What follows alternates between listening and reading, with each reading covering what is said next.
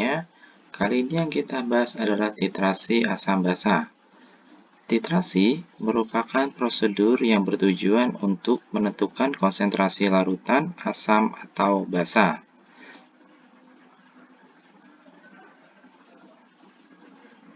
Berikut adalah rangkaian titrasi asam basa.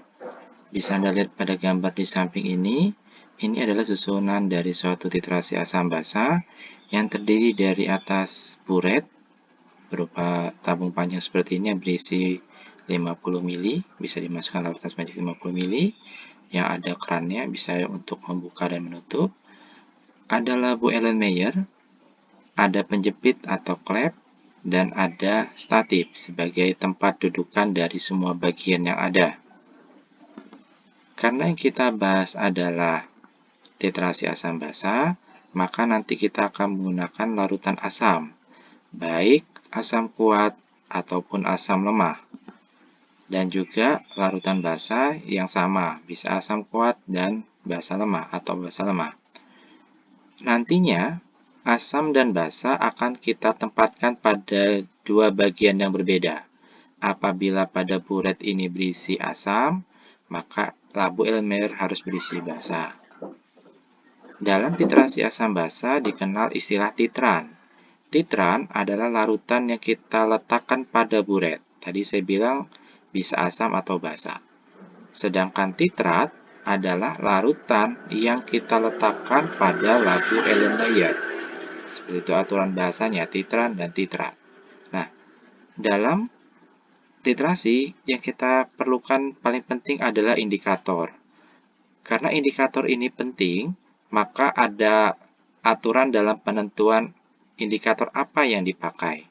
Patokannya yang pertama adalah pada labu Erlenmeyer ini larutan apa yang kita tambahkan.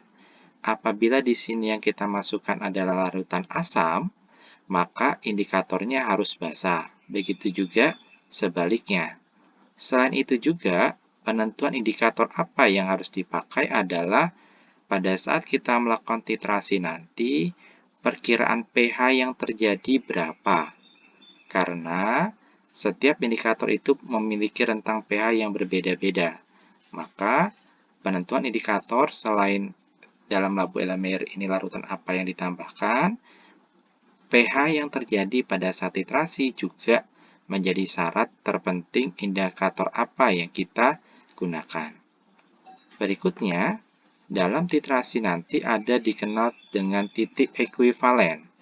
Titik ekuivalen itu menyatakan jumlah mol titran setara dengan jumlah mol titrat secara stoikiometri.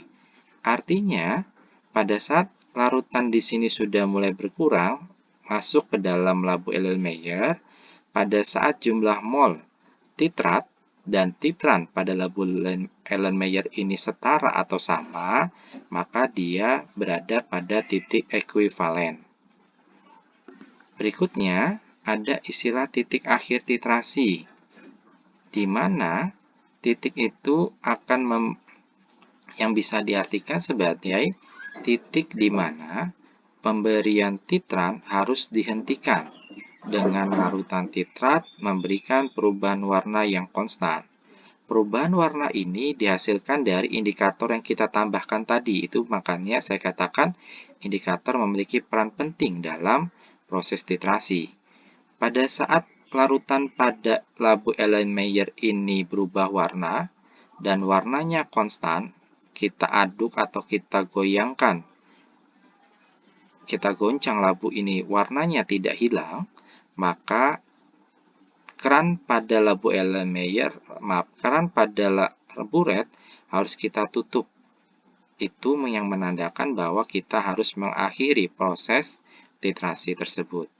Baru nanti kita lihat berapa volume titran yang kita gunakan. Itu yang disebut sebagai titik akhir titrasi.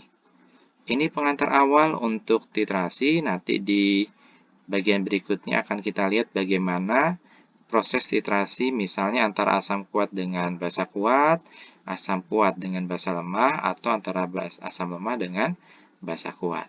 Demikian video pertama, terima kasih.